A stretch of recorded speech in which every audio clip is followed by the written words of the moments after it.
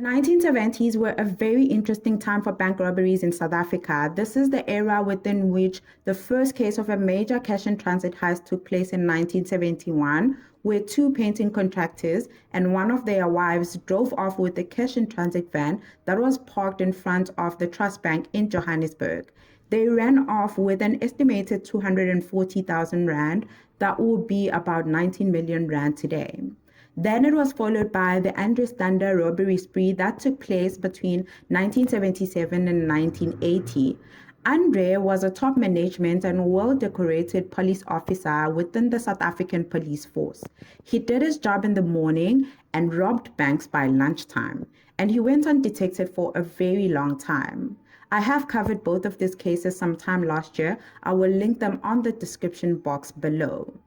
Welcome back to the True Crime Corner with Mama Venus. I am back to delivering your weekly dose of South African true crime. Today, we are covering the Krugersdorp bank robbery that took place during the Easter weekend of 1977, where an estimated 413,000 was taken. This would be about 1.3 million rand today. This money, can you believe it, was never recovered, and the crime is still unsolved until today. Just a heads up, as you've already seen, I think, the coverage of this case is going to be relatively short because there isn't much information out there about the case, so please be mindful of that.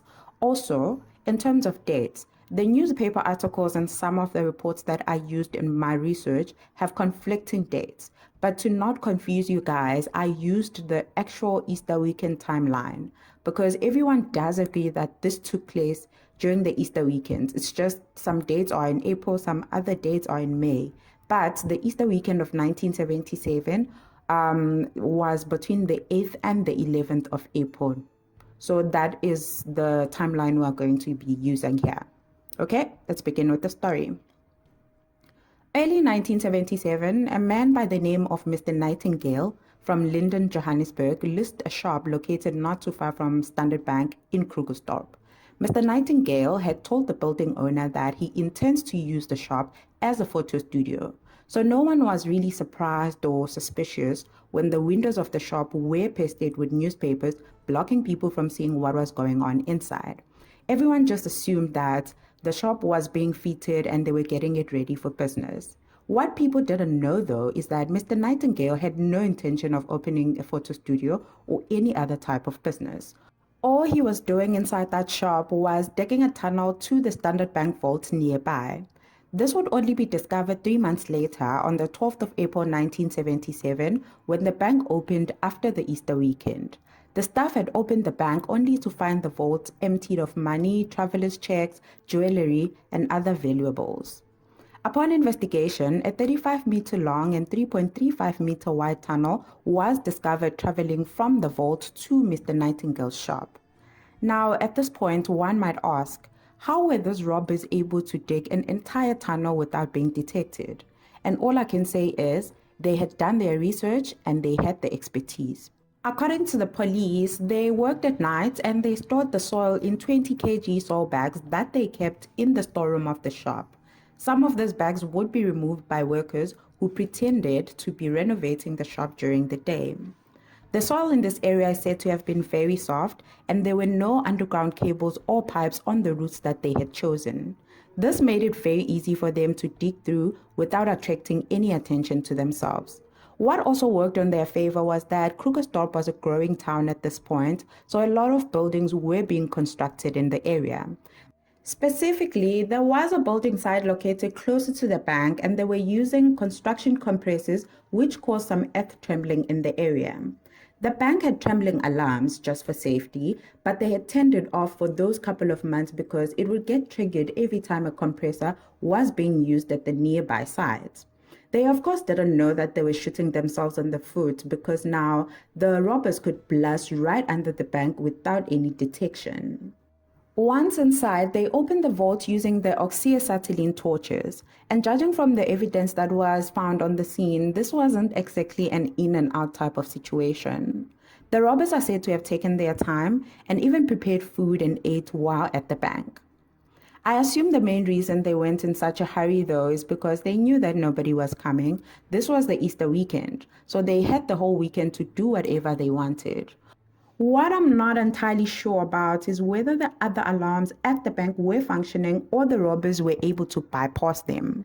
Due to how meticulous the whole robbery was, there weren't really witnesses with useful information. There were people who said they saw people in blue overalls over the weekend, but this was also not uncommon at the shop as it was being renovated. So a man in a blue overall wasn't exactly peculiar.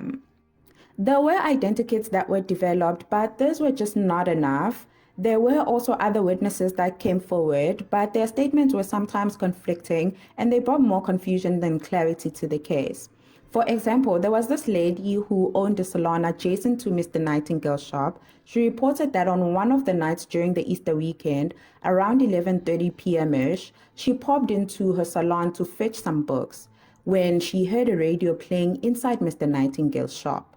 She said this puzzled her because she hadn't heard any noise inside the shop either during daytime or nighttime hours. However, this wasn't enough for her to report to the landlord or the police. She only came forward once the robbery was discovered on Tuesday morning of the 12th of April after the Easter weekend. This is conflicting with some of the statements that were made by other witnesses who said they would sometimes see people coming in and out of the shop because it was being renovated. So, I don't know. The investigator in charge of the case was a man by the name of J.F. Roos. Mr. Roos referred to the robbers as tunnel rats and praised their work as a brilliant piece of work. I mean, I don't blame him because this is something one only hears of in movies.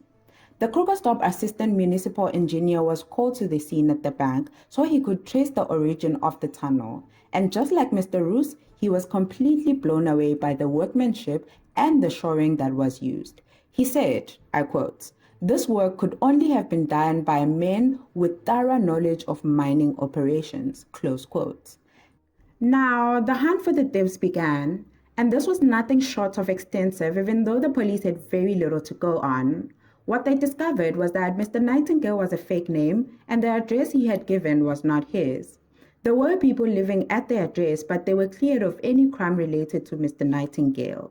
The timber that the robbers had used to prop the tunnel was discovered to have been bought at OK Bazaars.